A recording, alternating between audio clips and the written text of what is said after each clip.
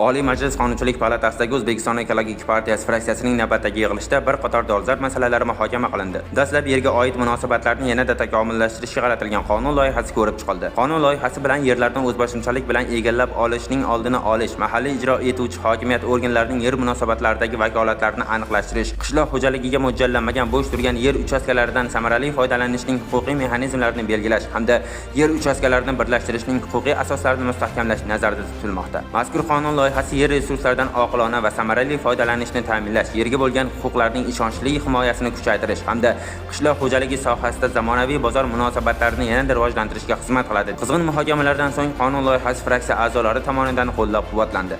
Kun tartibidagi navbatdagi masala o'rmon fondi yerlari muhofazasini kuchaytirishga qaratilgan qonun loyihasi ham muhokama qilindi. Ta'kidlanganidek, mazkur qonun loyihasi sohada amalga oshirilayotgan keng ko'lamli ishlarning huquqiy asoslarini takomillashtirishga qaratilgan. Qonun loyihasida o'rmon fondi yerlarining alohida muhofaza etilishini ta'minlash maqsadida Yer kodeksiga o'rmon fondi yerlarini yer fondining boshqa toifasiga o'tkazish O'zbekiston Respublikasi Prezidenti tomonidan qabul qilinadigan hujjat asosida amalga oshirilishi belgilanmoqda. Shuningdek, o'rmon fondi yerlarining huquqiy muhofazasini kuchaytirishga qaratilgan qo'shimcha va o'zgartirishlar ham kiritilmoqda. Fraksiya a'zolari mazkur o'zgartirishlar o'rmon fondlari yerlarining muhofazasini kuchaytirish, biologik xilma-xillikni saqlash, tabiiy resurslardan oqilona foydalanish hamda mamlakatimizda ekologik barqarorlikni ta'minlashda muhim ahamiyat kasb etishini ta'kidlashdi. Savol-javoblardan so'ng qonun loyihasi fraksiya a'zolari tomonidan ma'qullandi. Yig'ilishda kun tartibidagi boshqa masalalar ham atroflicha ko'rib chiqilib, tegishli qarorlar qabul qilindi.